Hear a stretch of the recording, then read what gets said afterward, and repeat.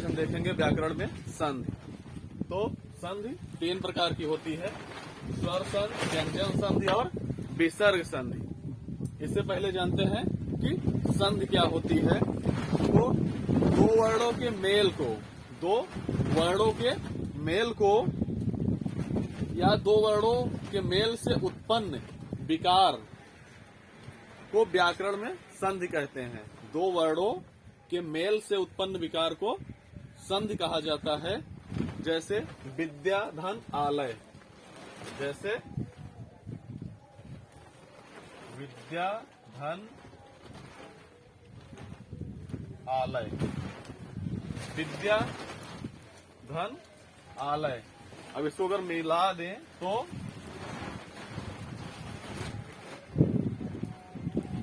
विद्यालय, एक नया विकार उत्पन्न हो गया। तो इस प्रकार दो वर्णों के मेल से उत्पन्न विकार को ही हम क्या कहते हैं, संधि कहते हैं।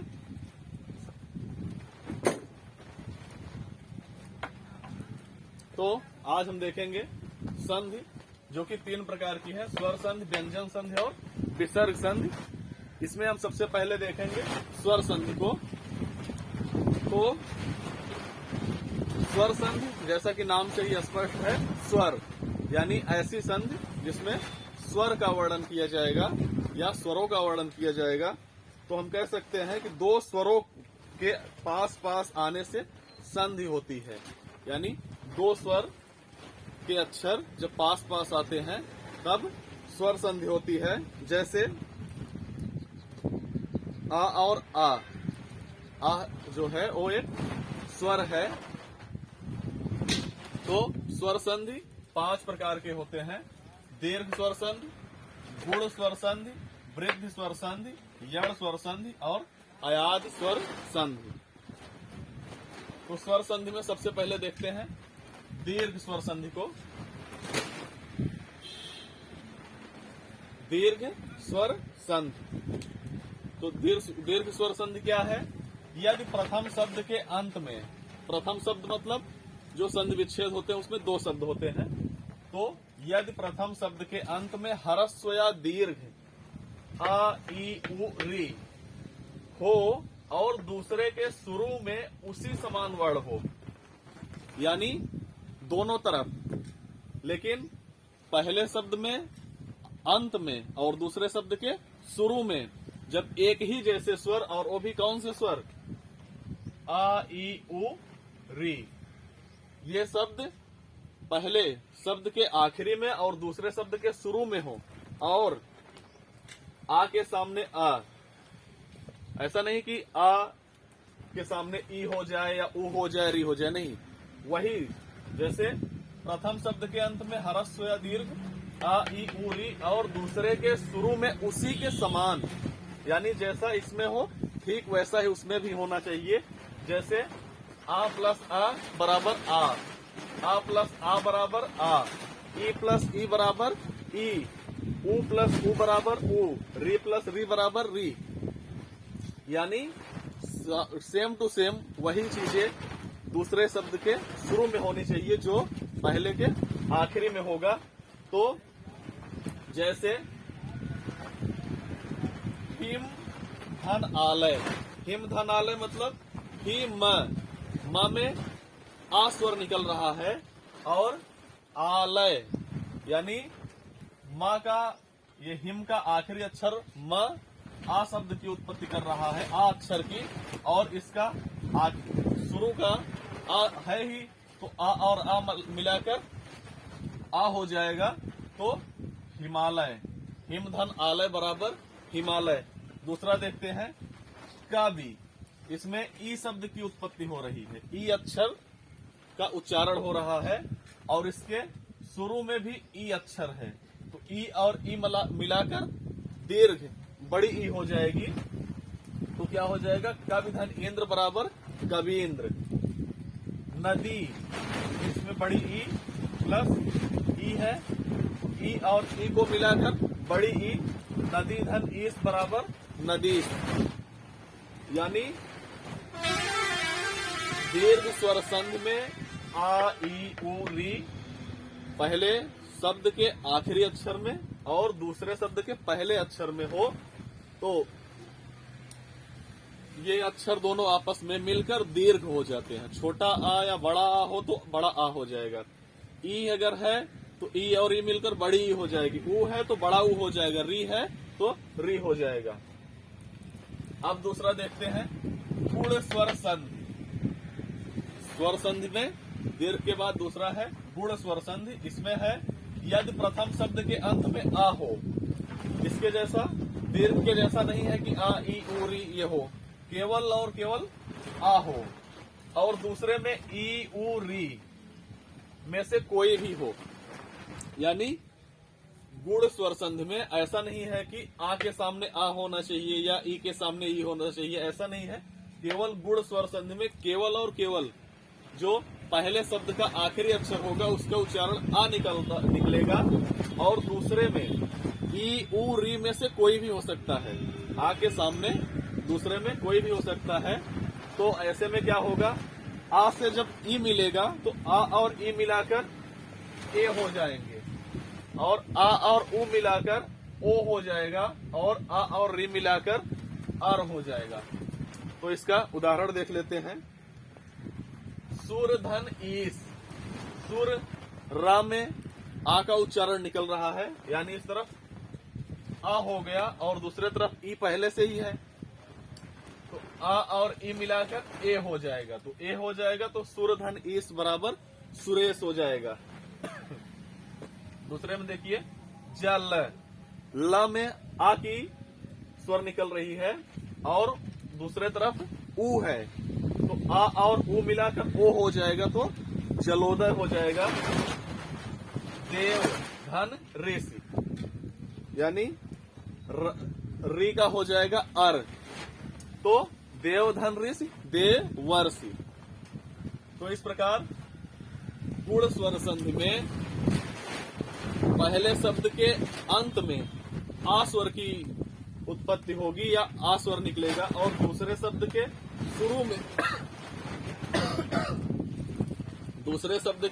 शुरू में ई ऊ री तीनों में से कोई भी हो सकता है। अब तीसरा देखते हैं वृद्धि स्वर संधि।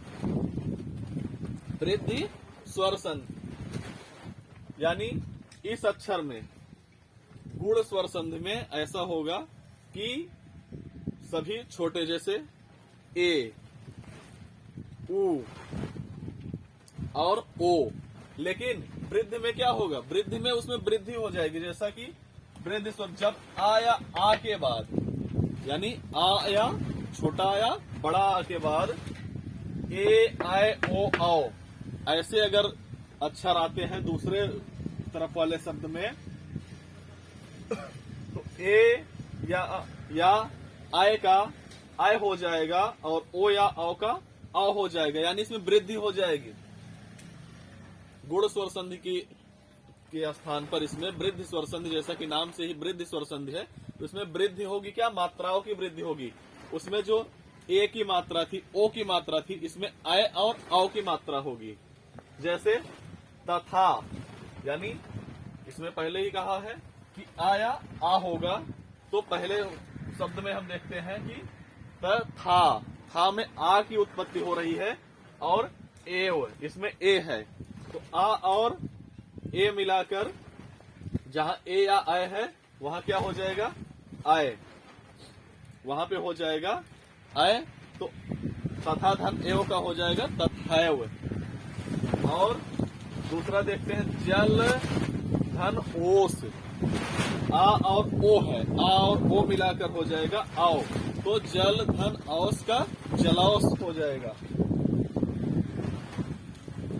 अब देखते हैं यण स्वर संधि। यण स्वर संधि में हम देखेंगे कि यदि, जैसा कि इसमें आ या आ के बाद था लेकिन यण में बदल जा रहा है, इसमें है ई ऊ री के बाद, यानी ई ऊ री, इसके बाद कोई भी दूसरा स्वर, कोई भी भिन्न स्वर आए तो ई का हो जाता है या और ऊ का वा हो जाता है और री का रा हो जाता है। तो देखते हैं जैसे यदि आपी, तो यहाँ पे ई है यदि में ई है और दूसरे तरफ भी स्वर आ है, ई और आ का क्या हो जाएगा, ई का हो जाता है या, तो यदि धन अप का हो जाएगा यद्यपि। उसी प्रकार प्रतिधन ऊस तो प्रत्यूष, और री का र हो जाएगा तो मातृधन आदेश तो मात्रा देश। अब अयाद स्वर संधि, अयाद स्वर संधि में आ ई ऊ री से हटकर है ए आए ओ आओ के बाद कोई स्वर आवे, यानी ऐसा नहीं कि कौन सा स्वर आए, ए आए ओ आओ इनके बाद कोई भी स्वर आ जाए तो ए का आय हो जाएगा और ओ का औ हो जाएगा और आय का आय, आओ का आओ, यानी जैसे मात्राएं बढ़ेंगी वैसे यहाँ भी मात्रा बढ़ जाएगी। ए और ओ का आय आय, जैसे ए का आय, आय का आय, ओ का आओ, आओ का आओ, जैसे गए आय और आ, तो आय है तो आय का आय, तो यहाँ क्या हो जाएगा गाय, और का है तो गायक, गायक।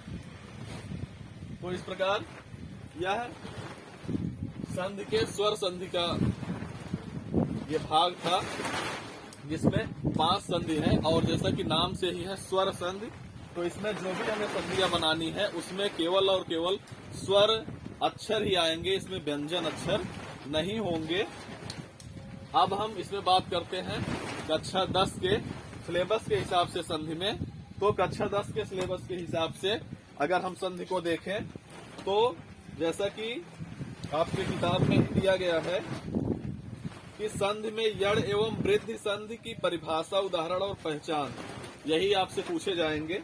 कौन कौन से, यड़ और वृद्धि, यड़ स्वर संधि और वृद्धि स्वर संधि। तो ये दोनों संधियां हम देख लेते हैं एक बार फिर से। यड़ संधि और वृद्धि संधि ये कक्षा 10 के बोर्ड एग्जाम के लिए है, बाकी और सभी संधियां बोर्ड एग्जाम में, हाई स्कूल के बोर्ड एग्जाम में नहीं पूछे जाएंगे। तो इन दोनों को हम फिर से एक बार देख लेते हैं। वृद्धि स्वर संधि, 2 ही संधि पढ़नी है आप लोगों को, कक्षा 10 वालों को। तो वृद्धि स्वर संधि, इसमें क्या क्या पूछेगा, इसमें परिभाषा, उदाहरण और इसकी पहचान, ये 3 चीजें आपसे पूछी जा सकती हैं। तो सबसे पहले हम परिभाषा की बात कर लेते हैं।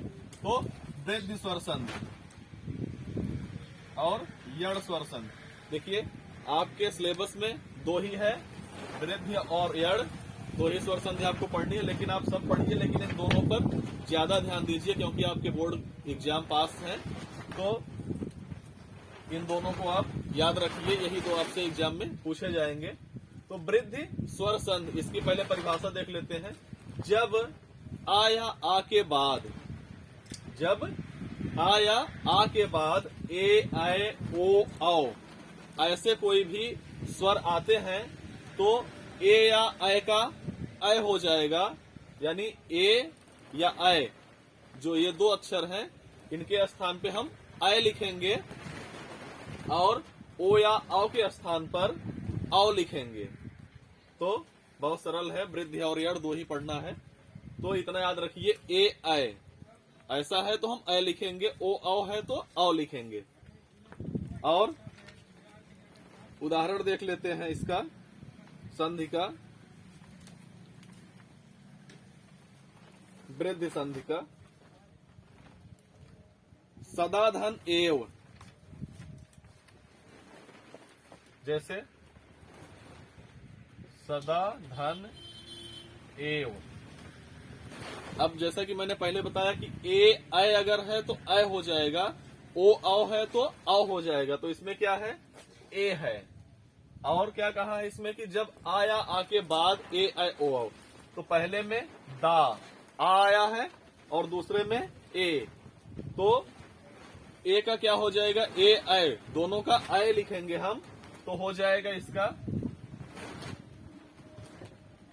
सदैव, यानी ए और अय दोनों अक्षरों के लिए हम अय की मात्रा लगाएंगे तो हो जाएगा सदैव। जैसे तथा, धन एव, तथा धन एव, इसमें भी ए है तो हम आय लिखेंगे इसकी संधि करते हुए समय। और यदि ऐसा दिया हो जलौस, जलौस अक्षर अगर दिया है, इसका संधि विच्छेद करने के लिए कहता है, तब हम क्या लिखेंगे? इसका विच्छेद करते समय अगर औ है तो इसका मतलब ओ, ओ और औ का क्या हो जाएगा? औ। तो औ हुआ है, इसका मतलब ये वृद्धि स्वर संधि है, तो हो जाएगा जल धन ओस। तो जल धन ओस बराबर जलौस। इसको पहचानने के लिए वृद्धि स्वर संधि को आपको याद रखना पड़ेगा। जहां भी आए, अगर संधि का कोई शब्द जैसे तथैव, सदैव, जलौस ऐसा शब्द दिया हुआ है और उसका संधि विच्छेद करने के लिए कहता है, तो आप ध्यान दीजिए कि जहां पे आय की मात्रा और औ की मात्रा दी हो, वो वृद्धि स्वर संधि है, वो वृद्धि स्वर संधि कहलाएगी। क्योंकि वृद्धि मतलब जो अधिकता हो जाए। तो आय, आय के बाद तो उसमें और कोई मात्रा होती नहीं, और औ के बाद उसमें और कोई मात्रा नहीं होती, यानी ये वृद्धि स्वर संधि है। तो इसको पहचानने के लिए याद रखिए कि जब कोई शब्द दिया रहे उसमें दो मात्राएं हो, चाहे वो आय की हो चाहे औ की हो, तो वृद्धि स्वर संधि होगी। और इसकी पहचान याद रखिए, ए आय अगर दिया गया है तो उसको हम आय के रूप में व्यक्त करेंगे। ओ और औ दोनों में से कोई है तो उसको औ के रूप में व्यक्त करेंगे। अब दूसरा देख लेते हैं जो आपके सिलेबस में है, यड़ स्वर संधि। यड़ स्वर संधि में क्या है कि इसमें आया आगे बात था, अब यड़ में क्या है? ई उ री के बाद, ई उ री के बाद कोई भी भिन्न स्वर, जरूरी नहीं कि यही स्वर, कोई भी स्वर आए तो हम ई का क्या लिखेंगे? ई का या लिखेंगे, ई का या लिखेंगे, और उ का वा लिखेंगे, और री का रा लिखेंगे। जैसे यदि धन आपी, यद्यपि, तो यदि में ई है और दूसरे तरफ कोई भी स्वर हो, जैसे कि पहले ही कहा गया है कोई भी स्वर हो, तो हम क्या लिखेंगे? ई का या लिखेंगे। तो यदि अपि का हो जाएगा यद्यपि। तो एक बार फिर से देख लेते हैं संधि में जो कक्षा 10 के सिलेबस में है, वृद्धि स्वर संधि और यड़ स्वर संधि। इसमें कुछ ज्यादा याद नहीं करना, थोड़ा सा ध्यान देना है बस। कि वृद्धि स्वर संधि में पहले शब्द में आ या आ रहेगा और उसके बाद दूसरे में ए आय ओ आओ। ए आय दो मात्राएं हैं, तो ए आय का आय हो जाएगा, ओ आओ का आओ हो जाएगा। यानी जहां भी आपसे कोई शब्द देकर पूछा जाए उसके संधि के बारे में, तो आप ध्यान दीजिए, अगर आय और आओ ऐसी दो मात्राएं उसमें है तो वो वृद्धि स्वर संधि ही होगी। और यड़ स्वर संधि में ई उ री के बाद कोई भी स्वर आ जाए तो वो यड़ स्वर संधि होगी। और इसमें ई शब्द का ई का या हो जाएगा, उ का वा हो जाएगा, और री का रा हो जाएगा। जैसे यदि धन आपी, तो ई का या हो जाएगा तो क्या हो जाएगा? यदि धन आपी बराबर यद्यपि।